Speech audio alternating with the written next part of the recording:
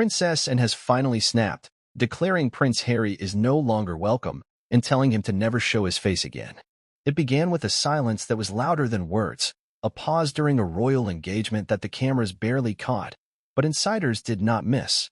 Princess Anne, the stoic and steadfast sister of King Charles III, momentarily tightened her jaw, glanced at the floor, and offered no answer when asked about her nephew, Prince Harry. In the world of royalty, where diplomacy is armor and discretion the family crest, that pause told a deeper story than any headline could capture. What followed over the next few days was not a carefully drafted palace press release, but an unspoken storm of shifting loyalties, public outcry, and the revelation of a long-simmering heartbreak turned into absolute resolve. Princess Anne, the woman who had spent decades as the royal family's quiet warrior, had finally reached her limit. And the name Harry? It would never again be spoken without bitterness behind the gates of Windsor. Before we continue, please hit the like button, subscribe to the channel, and turn on the notification bell for updates. There was a time when Princess Anne and Prince Harry shared something rare within the British royal family, an undercurrent of honesty and irreverence. They were both known, in their own ways, as the doers in the family. And, with her relentless work ethic, never concerned herself with headlines or favor. Harry, during his military years, had tried to build a life that felt purposeful and grounded beyond the pageantry. There were moments in their overlapping journeys where it seemed and respected Harry for trying to carve his own way. But as the years unfolded, as the dramas multiplied and Meghan Markle became a wedge deeper than any political scandal, the bridge between them eroded. What was once a respectful familial bond collapsed into cold distance. And now, it appears, utter disdain. It wasn't a single event that broke Anne's heart. It wasn't a tabloid cover, a podcast jab, or even the infamous Oprah interview. It was the gradual realization that Prince Harry had not only abandoned the crown, but also weaponized his insider status to feed global narratives that fractured the very institution and had given her life to uphold. For Anne, who spent nearly every waking moment since her teenage years serving the monarchy with duty, restraint, and discipline, Harry's transformation was more than betrayal. It was sacrilege. So when the news surfaced that Anne had privately told Prince Harry to never show his face again, to not return to the UK, to not expect forgiveness, to not think a royal reconciliation was ever possible, the country sat in stunned silence. Because when Princess Anne speaks, she means every word. And when she decides to cut ties, she does not entertain second chances. The timeline that led to this rupture was not born overnight, and, often seen as the most unflinching of Queen Elizabeth II's children, has weathered every scandal the royal family has faced. From the public divorces of Charles and Andrew to the explosive death of Diana and the relentless controversies of Prince Andrew's Epstein connections. Through it all, she stood as the pillar of silent dignity. But Prince Harry's very public crusade, detailing private conversations, revealing family tensions, casting his father and brother in villainous light, crossed an invisible line for Anne. The final blow reportedly came when it was revealed through leaked recordings and private correspondence that Harry had, allegedly, recorded sensitive conversations with King Charles and even Princess Anne herself, potentially as leverage or documentation for future projects or lawsuits. For Anne, this went beyond the disrespect of interviews or memoirs. This was espionage cloaked in familial trust. And it was unforgivable. Inside royal circles, the consequences of this fracture cannot be overstated. Princess Anne, while never craving the spotlight, has enormous influence behind the scenes. Her opinions are not expressed lightly, and when she draws a line, others take notice.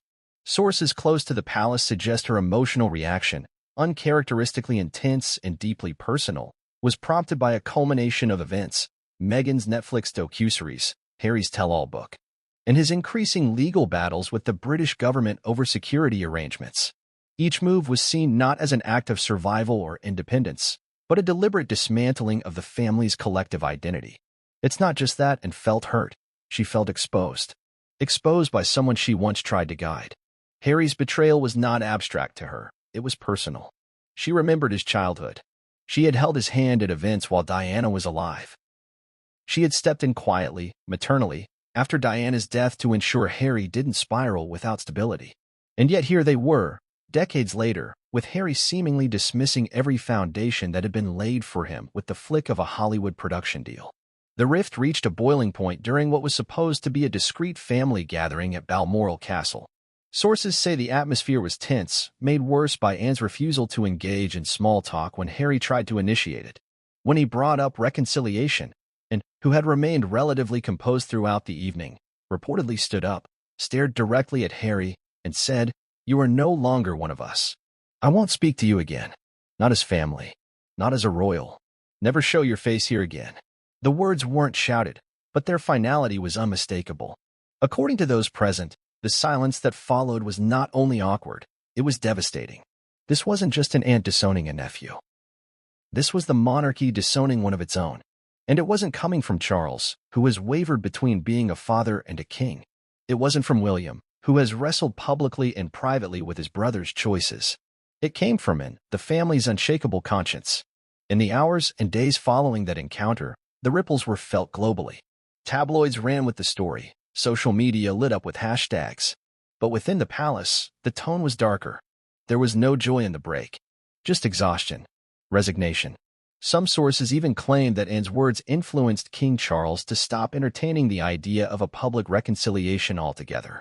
While Charles may never formally excommunicate his son, he reportedly conceded that and had said what needed to be said. Outside the palace walls, public opinion remained split. For some, Anne's reaction seemed harsh, even cruel. They argued that Harry's emotional wounds were real, that his experiences within the royal institution had driven him to act out, to seek truth. But for many others, especially loyal monarchists and royal staffers, Anne's words were a moment of necessary reckoning, a message that enough damage had been done, that the crown was not just a symbol, but a trust, and Harry had broken that trust again and again. This video aims to unpack that monumental declaration from Princess Anne. Over the next chapters, we'll peel back the layers of this rupture. What really led to the collapse of trust between Princess Anne and Prince Harry? Why now? And more importantly, is there any path left for redemption, or has Anne's final decree sealed Harry's fate permanently? We will explore the personal stories behind their estrangement, the political calculations inside the palace, the impact on the monarchy's image, and the growing sentiment across the UK and beyond. You'll hear from insiders, historians, body language experts, and cultural commentators as we bring clarity to a royal drama that has now escalated into a permanent schism. But before we continue, ask yourself, what would it take for someone as loyal, disciplined, and famously private as Princess Anne to cut her own nephew out of the royal circle forever? Could Harry's actions truly be so grave? Or is Anne acting as the last protector of a vanishing world, where dignity, silence, and loyalty used to mean something? One thing is certain, when Princess Anne says it's over, it is. Long before Prince Harry was the rebel royal and long before the palace was marred by lawsuits, tell-all interviews, and family silence, there existed a more understated relationship between Princess Anne and the youngest son of King Charles and Princess Diana. It was not one of overt affection, nor one marked by tabloid drama in those early years. But beneath the surface of their public engagements and private family meetings, there ran a thread of mutual respect, or so it seemed. To understand how everything came crashing down, it is essential to go back and examine the decades-long relationship between Princess Anne and Prince Harry, and how two very different royal paths began to violently diverge. Princess Anne has always been a study in royal discipline. As the only daughter of Queen Elizabeth II and Prince Philip, and was never expected to be monarch, yet she carried herself with a sense of duty rivaling or even surpassing her brothers. She understood from a young age that privilege came with a price, and she paid it daily: grueling royal tours, charity work, unrelenting media scrutiny, and a lifetime of service to the crown. Her no-nonsense demeanor earned her admiration within royal circles, but occasionally brought criticism from those who misread her guarded nature as coldness. Still, Anne never chased popularity. She chased purpose. Prince Harry, by contrast, was born into a different dynamic altogether. The second son, the so-called spare, Harry was thrust into the media spotlight from the moment of his birth, but with none of the future authority that shadowed his elder brother William. While William bore the weight of the crown to be, Harry was expected to support, smile, and stay in line. The early loss of his mother, Diana, added layers of unresolved grief, rebellion, and confusion that played out over the years in a mixture of scandals and service. And here's where Princess Anne's view of Harry began to take shape. It was never pity. It was never indulgence. It was concern laced with the expectation that Harry, despite his wounds, would eventually find his footing and take on his royal duties with the seriousness they required. In private, according to former palace aides, Anne was one of the few senior royals who did not treat Harry with baby gloves. She believed in structure, in decorum, in facing grief not through spectacle, but through work. To Anne, Harry had every opportunity to become a formidable royal asset. And at one time, he almost did. During his military service, Harry briefly transformed in the eyes of the public and the palace. His 2 tours in Afghanistan, his dedication to veterans through the Invictus Games, and his outspoken commitment to mental health marked a period where even the most traditional members of the firm, like Princess Anne, began to view him with a deeper sense of approval. And a former Olympian and tireless charity campaigner reportedly respected Harry's boots-on-the-ground approach. In her mind, this was what being royal was truly about, getting your hands dirty for others without the expectation of applause. There are stories, quiet and rarely told, of moments shared between the two during family engagements, where Anne would pull Harry aside with a stern word or a quiet nod of approval. At royal events, while William was often surrounded by advisors, Anne was said to gravitate toward the younger generation in her own quiet way, acting not as a grandmother figure but as a seasoned veteran offering perspective to those willing to listen. Whether Harry took these moments to heart or not is unknown, but there was a time when the lines of communication remained intact. The turning point, however, came with Harry's relationship with Meghan Markle. At first, Anne reportedly approached the situation with cautious neutrality. Meghan was an outsider to royal life, a commoner, an actress, and an American, but these factors alone were not deal-breakers for Anne, who herself had long pushed back against the snobbish elitism often associated with the royal establishment. Anne's concern was not Meghan's background, but the signal she sent early on: resistance to protocol, a desire to control media narratives, and a reluctance to defer to royal hierarchy. One palace insider recalls a pivotal family meeting early in Harry and Meghan's engagement, and allegedly voiced her concerns in private, stating bluntly that not every woman is cut out for royal life, and that trying to reinvent the monarchy to suit personal taste was a path paved with public backlash and internal strife. According to the same source, Harry didn't take kindly to what he perceived as a judgment of his relationship, and from that moment, the seeds of tension between him and Anne were sown. Still, Anne remained silent in public, maintaining the stoicism that has become her signature. She did not appear in documentaries, give interviews, or write books. But her silence was not apathy, it was disappointment slowly crystallizing into a quiet withdrawal. Over the next few years, Anne reportedly minimized her interactions with Harry and Meghan, choosing not to engage in what she described to close friends as theatrics. As Harry and Meghan's departure from the royal family unfolded, Anne's restraint became increasingly difficult to maintain. The infamous Oprah interview, in which Harry and Meghan accused unnamed royals of racism and painted the institution as cold and unfeeling, reportedly caused Anne visible distress.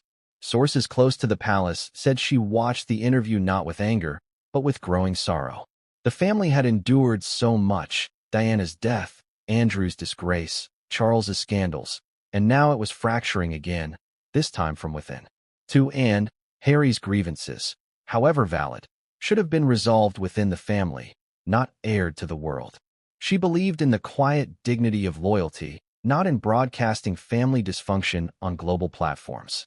Watching Harry dismantle the walls of royal privacy, revealing conversations with his father and brother, and was said to have felt both betrayed and foolish. Foolish for having once believed Harry would become a pillar of the next generation. Betrayed because he knew better and did it anyway. The relationship continued to deteriorate with the release of Harry's memoir, in which he recounted private moments and levied criticisms that struck the palace like shrapnel. Though Anne was not a central target in the book, her absence from it spoke volumes. She was not a character in Harry's narrative because she had become, in his mind, irrelevant, or worse, part of the machinery he sought to escape. In reality, Anne had simply decided that engaging would only validate what she saw as a spectacle. She refused to defend herself publicly, nor did she seek to set the record straight. Her silence, however, grew heavier.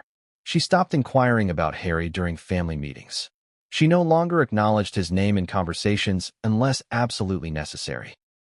When asked by friends about his ongoing media ventures, she reportedly responded only with a raised eyebrow or a shake of the head. This passive withdrawal might have remained the status quo indefinitely, had it not been for one final incident, a breach of privacy so profound that it obliterated any remaining foundation between them. As mentioned in the introduction, it was revealed through leaks and investigative reporting that Harry may have recorded conversations with senior royals, including and herself. The details are murky, the evidence speculative, but in a family that survives on discretion and trust, the implication alone was enough to turn Frost into fire. And who had endured a lifetime of press intrusion without ever once betraying a family member's confidence, saw this as the ultimate betrayal. She had once tried to mentor Harry, not emotionally, but structurally. She had offered guidance in her own way, perhaps a little cold, certainly strict, but rooted in genuine care. To think that those private words might have been recorded, stored, or worse, weaponized for future gain, was beyond her tolerance. The bridge was burned, not by public scandal, not by words spoken in interviews, but by the quiet realization that the person she had once protected no longer respected the sanctity of their bond. Thus, the royal rift between Princess and Prince Harry was not born of a single argument or public fallout. It was a slow, painful, deeply personal disintegration, a loss of trust that began with small cracks and ended with a chasm, one between a woman who had given her entire life to duty and a man who believed that duty had imprisoned him. Two opposing visions of what it means to be royal, and the guardian of tradition, and Harry, the torchbearer of rebellion. It is that profound ideological and emotional chasm we now step into, in the next chapter of this story. It is often said that in the royal family, emotion is secondary to protocol, and personal heartbreak is buried under the weight of centuries-old tradition. But even within such a framework of discipline and decorum, there are moments that push even the most steadfast to their limits. For Princess and the so-called Iron Woman of the House of Windsor, that moment arrived not with a bang but with a quiet, deeply personal devastation. After years of holding back judgment, of maintaining the poise and restraint drilled into her from childhood, and had finally been pushed beyond the edge. What was once mere disappointment with Prince Harry's decisions had festered into grief, and that grief had hardened into something colder. Resolve. A final decision. The moment she severed ties, she did so with the finality of someone who had not only lost a relative, but lost a faith in something she believed would never break. But what, exactly, was the final straw? To understand the emotional magnitude of Anne's private, yet forceful message to Harry, never to return, never to show his face again, we must understand the series of events that led to that precise moment. And more importantly, what made this time different? For years, Anne had watched Harry's transformation with a kind of silent dread. There were the early signs, interviews that hinted at dissatisfaction, small public digs aimed at the institution, and a growing alliance with media outlets and had long regarded as opportunistic at best, hostile at worst. She had remained composed through the Oprah interview, despite its shocking accusations. She had gritted her teeth as Harry launched his memoir, which spared almost no senior royal from criticism. She had said nothing when Harry accused the family of neglecting his mental health. To the outside world, and was indifferent. But inside the palace walls, her silence was filled with growing pain. What most people don't realize is that Princess Anne, unlike many other members of the royal family, had always taken a pragmatic view of scandal. She believed it came with the job. She had endured brutal tabloid coverage herself in the 1970s and 80s. Her failed first marriage, her brush with an attempted kidnapping, and her no-nonsense demeanor had all made her a frequent target of British press ridicule. But she had endured, not by fighting back, not by playing victim, but by staying the course, by continuing to work, by refusing to give the media what it wanted: emotion. This, she believed, was the only way to survive. But then came the secret recording scandal. It began as a whisper, then quickly evolved into a firestorm of speculation. Anonymous sources close to the palace suggested that Prince Harry, during his last few visits to the UK, had been recording conversations with senior royals, including King Charles, Prince William, and possibly Princess and herself. The recordings, it was rumored, were meant not for legal protection, but for future leverage. Whether for documentaries, lawsuits, or memoir sequels, the very idea that Harry could be collecting evidence against his own blood was too much for her to stomach. Though no official statement was ever released, those in royal circles knew what had happened. During one of Harry's rare visits, believed to be a brief private meeting following King Charles's cancer announcement, Harry reportedly approached and in a secluded garden room within Clarence's house. What was meant to be a conversation of healing quickly turned cold, and had not been pleased to see him. According to insiders, she had made her position clear before. She would tolerate Harry's presence for the sake of family unity, but she would not indulge his theatrics. What happened in that room is not entirely known, but according to one palace staffer who spoke under strict anonymity and noticed something unusual during their conversation. Harry glancing repeatedly at his watch, angling his arm oddly, and maintaining unusually formal posture. And, seasoned in years of security briefings and press training, realized almost immediately what was happening. She did not accuse him directly. She did not cause a scene. Instead, she paused, leaned forward, and reportedly asked, "Is this being recorded, Harry?" There was no answer, just a pause. And in that pause, everything Anne feared was confirmed. She stood up, walked toward the doorway, and delivered a sentence that would soon ripple through every corridor of the royal establishment. "Don't come back. Don't show your face again. If the family means nothing to you, neither do you to it." It was not a tantrum. It was not a dramatic outburst. It was Princess, and at her most brutal, surgical, precise, and definitive. For someone who had spent her life protecting the institution, the revelation that her nephew, someone she had once defended in private, was now, allegedly, weaponizing their personal conversations against the crown, was a betrayal too deep to ignore. This moment, the final straw, broke her heart.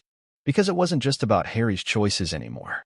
It was about the erosion of trust, the loss of dignity, the realization that even within the family, the boundaries had dissolved to such a degree that one could no longer be honest without wondering if their words would end up on a Netflix special. In the aftermath of this confrontation, Princess Anne retreated entirely from any topic relating to Harry. She refused to attend meetings where he would be present, even virtually. When Charles suggested a private mediation to discuss Harry's future role, perhaps as a part-time royal or special envoy, and dismissed the idea outright. "You don't negotiate with someone who has already sold their silence," she reportedly said. Behind closed doors, her heartbreak turned into rage. Not the kind of rage that explodes and burns out. The kind that quietly reshapes a person's behavior. Friends noticed she became more withdrawn during family dinners. Her workload increased even further, almost obsessively. One aide described her as grieving someone who hadn't died, but had made themselves dead to her. The rest of the family began to take cues from Anne's resolve. While Charles remained torn between fatherhood and monarchy, and William struggled with a complicated mix of guilt and anger, Anne's decisiveness offered a kind of clarity. For the first time, the family had a line in the sand. It was no longer about diplomacy. It was about survival. Institutional survival. Publicly, Anne's demeanor remained unchanged. She carried out royal duties with her usual brisk efficiency. She gave speeches, hosted charity events, and appeared at international forums. But those who knew her best saw the difference. The brief flickers of pain when journalists asked about Harry. The way she avoided looking at photographs of the younger generation. The sudden end to her occasional mentions of Archie and Lilibet. It wasn't that Anne hated Harry. It was that she mourned him. The man she had once hoped would become a true modern royal. Someone who could bridge the gap between tradition and progress, had become, in her eyes, a symbol of everything the monarchy could not afford to be. Chaotic, self-serving, disloyal. There was no press statement, no letter to the editor, no interview. Just that one sentence, delivered in private but felt across an empire. "Don't come back." And yet, what made this all the more tragic is that, and more than anyone else, understood pain. She had endured personal betrayals, suffered under media glare, and spent years being the least glamorous but most dependable member of the royal family. If anyone could have understood Harry's desire to escape, it was her. But what she could never condone was the method, the public shaming, the selective storytelling, the profiteering on family wounds. In this rupture, Anne was not just standing for herself. She was standing for an idea that family matters, that trust matters, that some things are sacred, even in a world that rewards exposure. And by turning his back on all of it, Harry had not just broken protocol. He had broken her heart. The silence after Princess Anne's confrontation with Prince Harry was not peace, it was pressure. A heavy, suffocating pressure that settled over the royal household like a storm cloud refusing to pass, and had spoken the unspeakable, cast the first truly irreversible line in the sand. She had told Harry to never return. And within days, that private moment began to shift the internal equilibrium of Buckingham Palace in a way that no press scandal or media expose had done before. This wasn't just personal, it was structural. A message from one of the monarchy's most loyal members that something fundamental had fractured, and the aftershock would reach every corner of the royal institution. At first, the palace operated as if nothing had changed. The engagements went on. Speeches were delivered. Handshakes offered. Smiles forced. But behind closed doors, the cracks widened. What had once been an internal debate about how to reconcile with Harry became a more ominous conversation. What to do now that one of the senior royals had cut him off permanently? What would that mean for future family functions? For public appearances? For the monarchy's already bruised public image? The first place where this tension erupted was in the corridors of Clarence House, where King Charles had taken up more permanent residence since assuming the throne. Charles, ever the conflicted patriarch, found himself in a position more painful than perhaps any he had endured before. His sister, Princess Anne, loyal, disciplined, and unwavering, had just publicly rejected his son in the most categorical terms. And yet, Charles could not find it in himself to echo her words. This wasn't the first time Charles had been forced to choose between personal loyalty and royal image. He had lived through the storm of Diana's interviews, the collapse of his marriage, and the brutal tabloid campaigns that followed. But this time was different. This time, it was about his son, his youngest, who had already left the royal fold and now stood outside of it completely, possibly forever. For Charles, reconciling the roles of father and sovereign became impossible. Every option felt like betrayal. Support and risk cutting Harry off for good, or attempt to defend Harry and risk alienating the one sibling who had stood beside him without fail. Reports suggest Charles initially attempted diplomacy. He proposed a discreet family meeting, just himself, William, and Anne, to discuss what a future without Harry might look like. But Anne declined. Her message was firm. There would be no future that included Harry in any working or honorary role. The time for negotiation had passed. He's made his choice, she reportedly said. Let him live with it. William, meanwhile, had a more complicated reaction. In public, he had often appeared more hurt than angry about Harry's attacks. But now, as Anne's words began reshaping internal discussions, he found himself both aligned and unsettled. On one hand, he agreed that Harry's actions, especially the potential secret recordings in the tell-all projects, were unacceptable. But on the other, there remained the ghost of a brother he once loved, a bond forged in the trauma of losing their mother, and a shared history that no media narrative could fully erase. William's private response, according to royal aides, was a mixture of guilt and relief. He was relieved that someone had finally said what he had been too cautious to utter. But he was also deeply troubled by the finality of Anne's words. While he had distanced himself from Harry, he hadn't yet shut the door completely, and had slammed it. That door, once shut, began to influence every major decision within the palace. When discussions arose about royal ceremonies, such as Trooping the Color, Remembrance Day, or the Order of the Garter, Harry's name was no longer even included in early drafts. Where once there had been tentative placeholders for his participation, now there was nothing. And stance had made inclusion impossible. To have Harry appear at royal functions would now be seen as a direct contradiction of Anne's hardline message. And given her moral authority within the firm, no one wanted to cross her. Even Camilla, who had long kept her public statements about Harry guarded, reportedly began to shift her posture. Previously neutral, Camilla began echoing Anne's sentiments in private, suggesting that allowing Harry back in any form would be viewed by the public as weakness, or worse, hypocrisy. Camilla's growing influence on Charles cannot be overstated. As queen consort, she is not merely a ceremonial figure, she is Charles's ear. And with Anne and Camilla now both firm in their positions, Charles found himself boxed in, politically and emotionally. Behind the scenes, staff began making changes. Event coordinators quietly adjusted guest lists. Communications aides removed contingency plans for Sussex-related statements. Even the royal security team began to recalibrate their protocols, operating under the assumption that Harry would no longer be treated as a returning royal but rather as a high-profile private citizen. The fallout extended into legal circles as well. Harry's ongoing litigation with the British government over taxpayer-funded security in the UK now seemed even more precarious.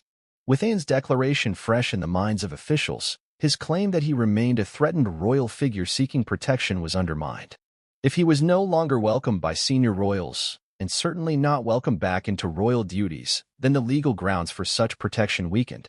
Legal analysts began questioning whether the Home Office would now push back harder against his demands, using Anne's words as a silent, unofficial but powerful signal.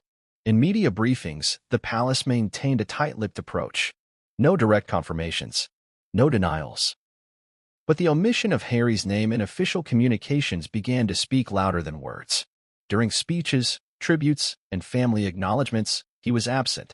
In photographs issued by the palace, he was missing. And while the palace has long practiced selective editing in public releases, the consistency of Harry's absence made it clear this was intentional. Public reaction to this internal fallout was a mix of fascination and fatigue. For those who still followed the royals closely, Anne's stance was met with approval by many who felt that Harry had crossed too many lines for too long. Supporters of the monarchy saw it as a rare moment of strength, a reassertion of discipline after years of what they perceived as chaos. For others, it was heartbreaking, yet another sign that reconciliation was a fantasy, and that the once-close brothers and their extended family were lost to division.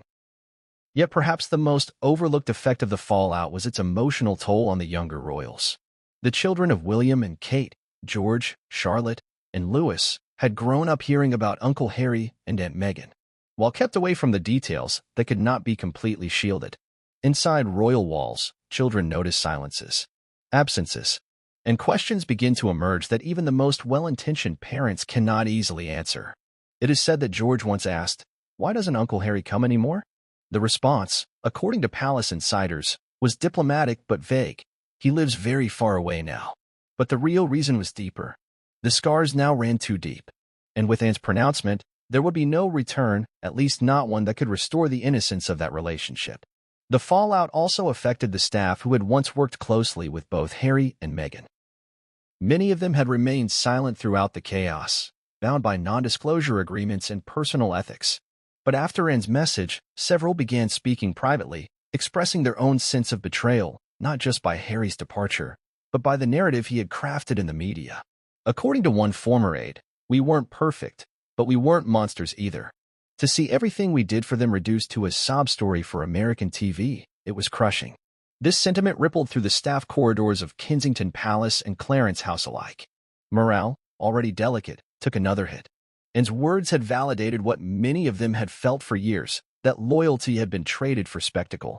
That service had been overshadowed by self-promotion. Internally, the firm began to refocus its message.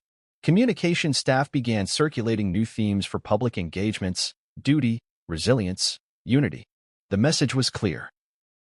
The royal family would weather this storm not by chasing headlines, but by returning to its roots. Quiet service, unwavering presence, a cold shoulder to scandal. Princess and herself resumed her schedule with even more intensity.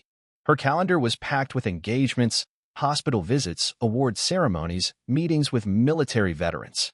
She gave no public indication of the turmoil behind the scenes. But those who watched closely noticed subtle changes. Her eyes more tired, her smile shorter, her answers even more clipped than usual. And was not seeking to prove a point. She was grieving a nephew she no longer recognized. As the fallout settled into something like permanence, the royal family adapted. Not healed, not restored, just changed. A new reality had been forged.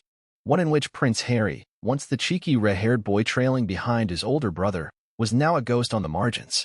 And at the center of this shift stood Princess and heartbroken, resolute, and unbending. From the moment Meghan Markle entered the royal scene, reactions ranged from elation to skepticism, depending on whom you asked. For many in the British public, Meghan represented modernity, diversity, and a refreshing energy long absent in the royal institution.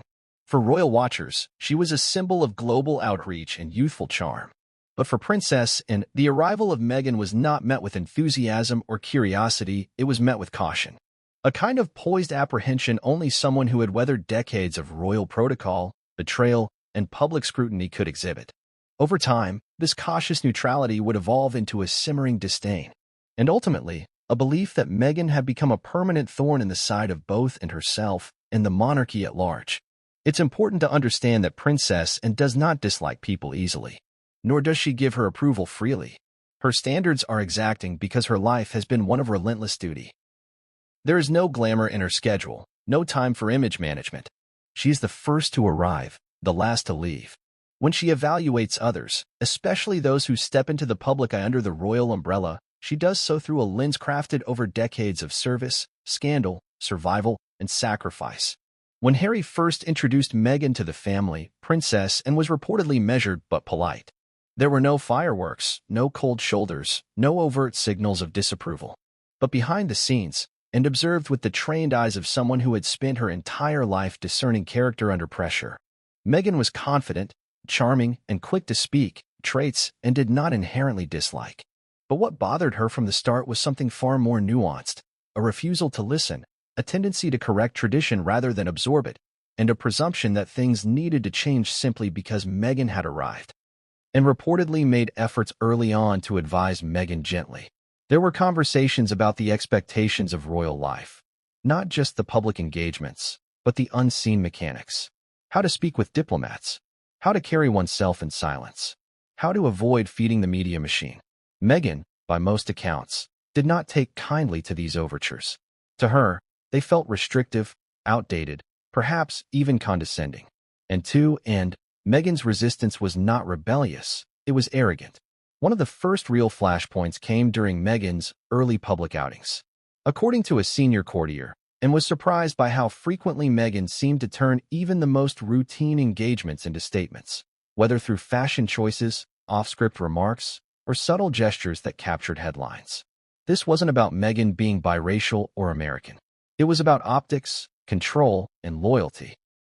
And believed royal appearances were not stages for personal branding, but acts of public service, where the focus should be entirely on the cause, not the individual.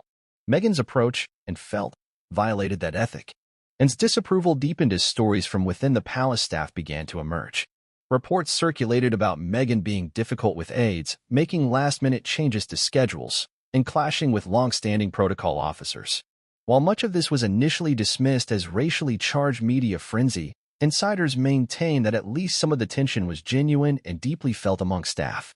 Princess Anne, who has always treated staff with military-level formality but also deep respect, found Meghan's alleged behavior unacceptable. To Anne, mistreating staff wasn't just a personal failing, it was a betrayal of the invisible hierarchy that made the monarchy function. But it wasn't just internal behavior that grated Anne. It was also Meghan's external narrative building, the slow, calculated crafting of a public image that painted her as the victim of an archaic, cold institution, and saw the seeds being planted long before the Oprah interview ever aired. She could see it in the media strategies, the carefully worded statements, the curated leaks to sympathetic journalists. It wasn't just the public who was being primed to believe Meghan was mistreated. It was Harry himself. And for Anne, this manipulation was perhaps the most unforgivable act of all. There's a particularly revealing incident often whispered about among royal insiders that sheds light on Anne's growing frustration. At one family function, believed to be a formal dinner in 2019, Meghan reportedly made a pointed comment about how some people in the family never had to work for anything, and others had to fight to be heard. The remark, though general, was understood by many to be a veiled jab at Anne, who sat silently across the table. While no response was recorded, sources say, and later told a friend, she thinks we're all born into privilege. She doesn't know what it's like to earn respect behind closed doors, where no one claps and no one notices. Meghan's choice to speak out so boldly against the family, particularly in international media, was the tipping point.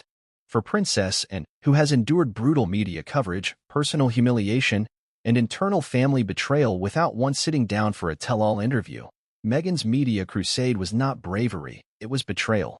The Oprah interview in particular was seen as a scorched earth move that violated every unspoken rule of royal conduct. Anne, who had remained silent even in the worst of times, could not understand how anyone, least of all someone married into the family, could go so far as to air private grievances for global consumption. More troubling too, and then the content of the interview was the impact. In the days following Meghan and Harry's appearance on Oprah, global headlines painted the royal family as a racist, antiquated, heartless institution. The damage was not just reputational. It was spiritual. Inside the palace, morale plummeted. Younger staffers, particularly those from minority backgrounds, were caught between conflicting loyalties. Senior royals scrambled to respond without further inflaming tensions. Charles reportedly lost sleep over how the Commonwealth would react. Annette, who had spent a lifetime promoting diversity in her charities without ever boasting about it, was furious. She reportedly told a senior advisor, "We have faults. But this is a rewrite of reality. It's one thing to leave. It's another to set fire to the house as you go." Anne's fury only grew when it became clear that Meghan and Harry were not retreating quietly into private life, but instead building a new empire rooted in their royal identities. Their Netflix deal, their podcast ventures, their streaming docuseries, it all felt to, and like profiting off the very institution they had condemned. Even worse, they continued to use royal titles and promotional materials. To Anne, this was not just hypocritical. It was an insult. According to palace insiders, Anne began lobbying quietly but forcefully to have Harry and Meghan's titles removed, not as a petty revenge, but as a matter of institutional consistency. If you abandon the role, you abandon the trappings. While Charles hesitated, citing legal and political complexities, and remained steadfast. She reportedly said in one internal meeting, "Titles are earned through duty, not birthright. If you walk away from duty, the rest should follow." Over time, Anne came to believe that Meghan had not just influenced Harry's exit, but engineered it. The speed with which Harry turned against the institution, the sudden breakdown in communication with William, the mounting legal battles, the monetization of family wounds, none of it, in Anne's mind, felt like Harry's doing alone. She had always known Harry to be emotional, impulsive, and at times reckless. But she had also seen him as loyal to the family's core. The transformation, she believed, had a catalyst. And that catalyst, fairly or unfairly, was Meghan. Still, for all her disapproval, Anne never went public. She never gave an interview, never wrote a memoir, never responded to the endless provocations. But when she finally told Harry to never return, to never show his face again, the message was more than just a personal rejection. It was a statement to Meghan as well, that the damage they had done was not reversible. That some bridges, once burned, do not get rebuilt.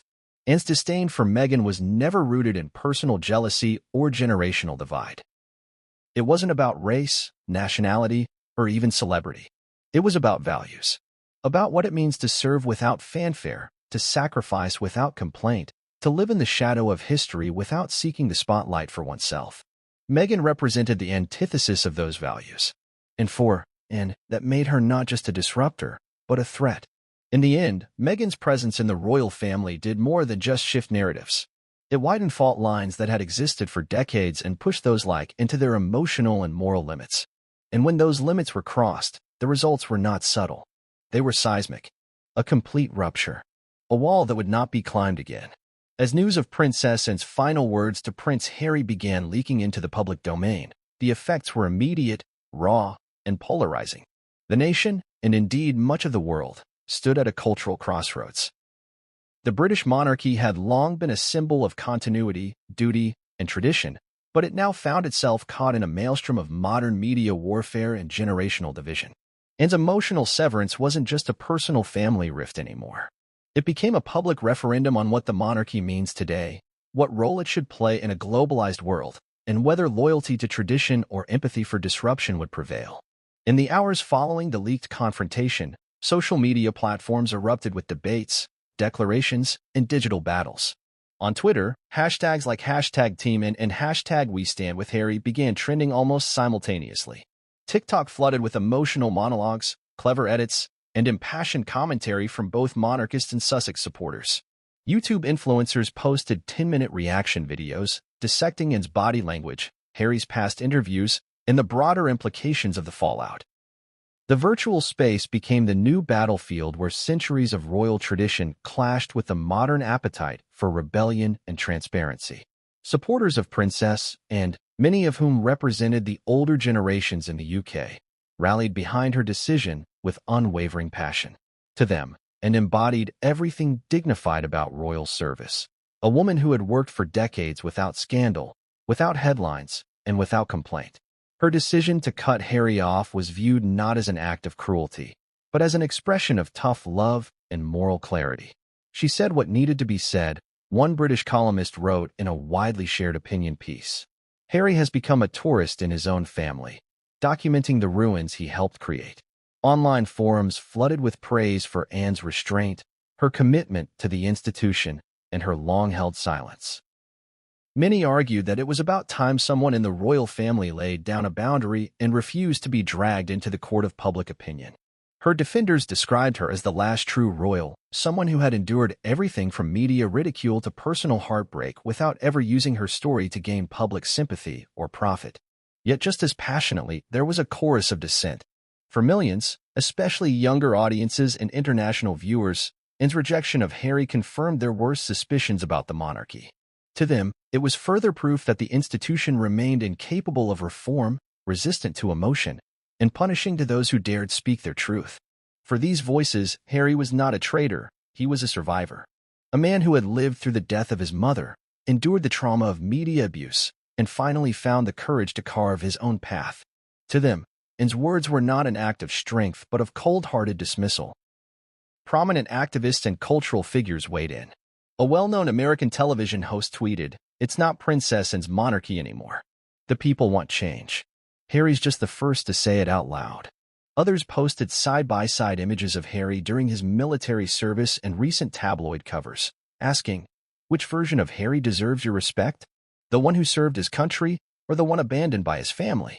In London, outside the gates of Buckingham Palace, small groups of supporters gathered, some holding signs praising and others defending Harry.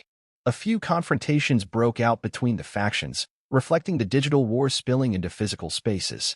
Even members of parliament began using the situation to score political points. One conservative MP stated during a debate, "If even Princess Anne has had enough, what does that say about the damage Harry and Meghan have done to our national fabric?" A Labour MP fired back with, "Or perhaps it says more about how inflexible and emotionally detached the royal institution has become." What became clear in the weeks following Anne's declaration was that this wasn't just about a royal feud anymore. It was about identity, about what people wanted from their public figures. For monarchists, Anne's actions were a last stand against the erosion of tradition. For reformists and critics of the crown, it was yet another moment proving the monarchy's inability to evolve. Social media, as always, amplified the divisions. On Instagram, Sussex supporters flooded the comments of royal family posts, demanding apologies, accountability, and an end to what they called the toxic silence. On Reddit, entire threads emerged analyzing Anne's past interviews, her history with the media, and even speculation about whether her own children, Zara and Peter, agreed with her stance. Meanwhile, a new kind of content began dominating TikTok and YouTube. Emotional reenactments. Actors and influencers performed imagined scenes between Anne and Harry, dramatizing the supposed confrontation, often with tearful dialogue, reflective monologues, and heart-wrenching music in the background. These viral videos sparked emotional reactions in the millions, reinforcing beliefs on either side of the debate. One popular video titled "The Last Conversation," Anne and Harry, amassed over 20 million views within days, featuring a voiceover quoting Anne's alleged words, "If the family means nothing to you, neither do you to it." But beneath the social media noise, the press itself struggled to strike a tone. For tabloids like The Sun and Daily Mail, the story was an irresistible goldmine. Headlines blared with phrases like "Anne cuts ties" and "royal blood runs cold." But legacy outlets like the BBC, The Guardian, and The Times took a more nuanced approach. Editorials began asking hard questions. Was Anne right to draw the line? Or had she missed an opportunity to be a bridge? Was Harry's departure an act of betrayal or an act of self-preservation? Could the monarchy survive another generation of public disillusionment? Even former palace staff began cautiously offering commentary. A former private secretary told one publication, "This isn't just about Harry anymore. This is about how the royal family deals with dissent." Anne's message has made it clear, dissent will be met with exile, not dialogue. The impact reached even into the entertainment industry. Comedians referenced the Anne-Harry rupture in late-night jokes, while screenwriters began hinting at fictionalized versions of the drama appearing in upcoming series. A streaming service reportedly fast-tracked a royal documentary examining family estrangements throughout British monarchy history, citing renewed public interest. As time wore on, the initial frenzy began to crystallize into something more enduring. A cultural divide. It became possible to ask a person their opinion on and inherit and immediately understand their politics, values, and generational identity. Older, conservative, British-leaning voices often sided with him. Younger, progressive, global voices largely supported Harry. In a way, and have become an unexpected cultural icon, a last bastion of stiff upper-lip royalty, while Harry became either a cautionary tale or a modern hero, depending on who you asked.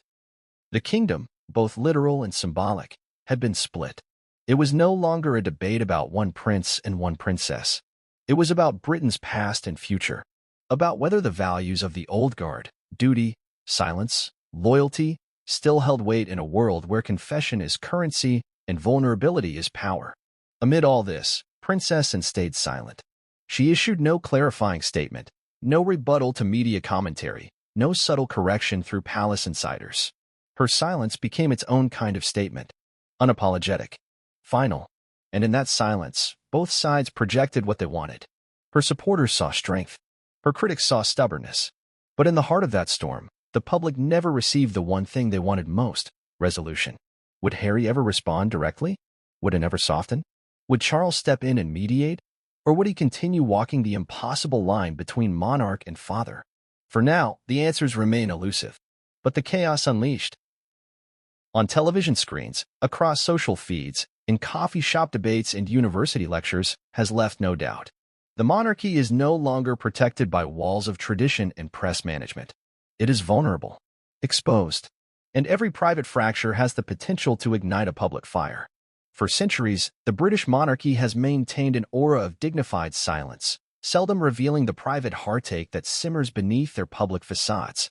Yet, as news of Princess Anne's confrontation with Prince Harry began leaking, it emerged that Anne had taken one further, decisive step, penning a private letter, a formal, final ultimatum addressed directly to Harry himself. Unlike conversations that could be disputed, twisted, or misinterpreted, the written word was Anne's chosen weapon, clear, permanent, and impossible to erase.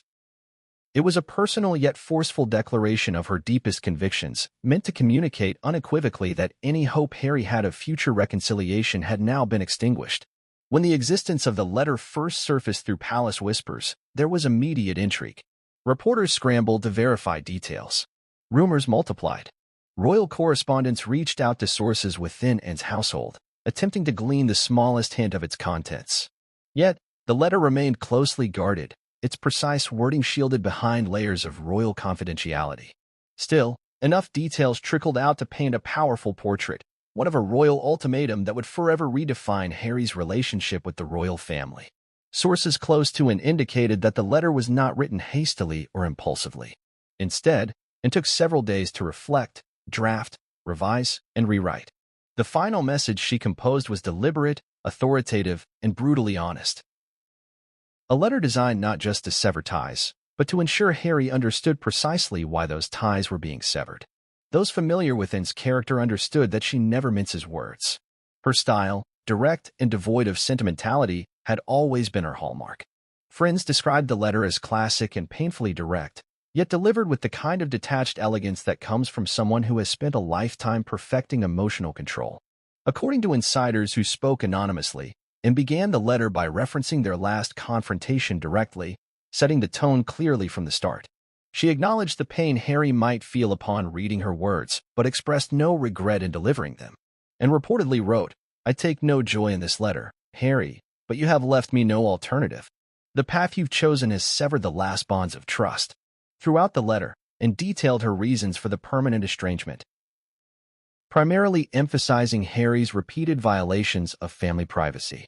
She spoke candidly about the hurt caused by his interviews, the revelations made in his memoir, and above all, his apparent willingness to use private conversations as fodder for public spectacle, and reportedly stated, "In recording us, in treating every private word as ammunition, you have shown your contempt not just for protocol, but for family itself." The emotional core of Anne's letter was not rage, nor was it bitterness. Instead, what came through most powerfully was her disappointment, a profound sorrow at how far Harry had drifted from the values that once bound them together. and wrote frankly of her earlier hopes for him, recalling private moments when she believed Harry had the potential to become an extraordinary figure within the royal family. Yet, she emphasized how deeply his choices had betrayed those hopes. Perhaps most poignantly, and reportedly addressed the memory of Harry's mother, Diana, and had always been respectful yet distant from Diana, their relationship cordial but never intimate. Yet in this letter, she invoked Diana with an uncommon openness, reminding Harry of his mother's legacy, her struggles, and the lessons she had imparted. Your mother suffered from the very things you now embrace: exploitation, public scrutiny, relentless intrusion. Rather than honoring her legacy, you have chosen to commodify her pain, and allegedly wrote, her words heavy with the weight of family history. Sources said Anne's tone shifted only slightly when she mentioned Meghan, yet remained resolutely firm. She made clear that her ultimatum was not rooted in personal dislike or jealousy, but in principle, and reportedly emphasized, this is not about your wife. This is about choices you yourself have made. The moment you chose publicity over privacy, spectacle over dignity, you made it impossible for us to remain family. One particularly revealing passage detailed by an insider highlighted Anne's reflections on duty. For Anne, duty was never optional, it was foundational. She explained how duty sustained the monarchy through every crisis and how personal happiness, while important, could never override the greater responsibilities one bore as a royal. Anne's words echoed with genuine sorrow as she wrote, duty means sacrifice, Harry. Not because it is easy, but precisely because it is hard. You chose to abandon that duty, and in doing so, abandoned us. The letter culminated in Anne's now infamous ultimatum that Harry never again return to the United Kingdom expecting familial acceptance or support. Sources say and express this sentiment without ambiguity. Do not return here seeking refuge or forgiveness. You are no longer one of us. Your actions have ensured that you will find no open doors. This passage marked a historic moment. No senior royal had ever before communicated such a permanent break, certainly not in writing. Palace insiders were reportedly shocked by Anne's willingness to express so explicitly what many had privately thought but had always left unsaid. Yet, Anne felt no hesitation. Her words were not simply born of anger. They represented a deeply held belief about the preservation of the monarchy itself. When the letter was delivered, Harry's reaction reportedly ranged from disbelief to devastation. Insiders close to him described his initial response as stunned silence. Unlike arguments that could be dismissed or rationalized, the permanence of Anne's written words left Harry no place to hide from their weight. He reportedly confided to a close friend that receiving the letter felt like losing his family for a second time, first through his decision to leave, and now through their decision to cast him out permanently. Anne's letter was carefully guarded within palace circles, with aides instructed never to speak openly about its details. However, the mere fact of its existence quickly rippled through the palace, influencing royal decision-making profoundly. Within days, discussions shifted away from reconciliation toward strategies for managing Harry's permanent exclusion. Public events were quietly adjusted, royal protocols revised, and long-term planning changed to reflect Anne's definitive stance. Yet, what struck palace insiders most was Anne's personal response after sending the letter. Friends reported she showed no outward signs of regret or turmoil, merely resuming her duties as if nothing extraordinary had happened. And steadfast resolve was precisely why her ultimatum carried such weight. It was not a rash decision, not a temporary anger. It was a carefully considered act, consistent with a lifetime of discipline. As news of Anne's ultimatum slowly seeped into the public consciousness, reactions varied significantly. Some saw it as harsh and unforgiving, a cold dismissal of a man desperately trying to break free from suffocating tradition. Others viewed it as courageous and necessary, an overdue stand against what they considered Harry's exploitation of family trauma. While debates raged publicly, privately, and had drawn her line, Harry's path was now irrevocably separate.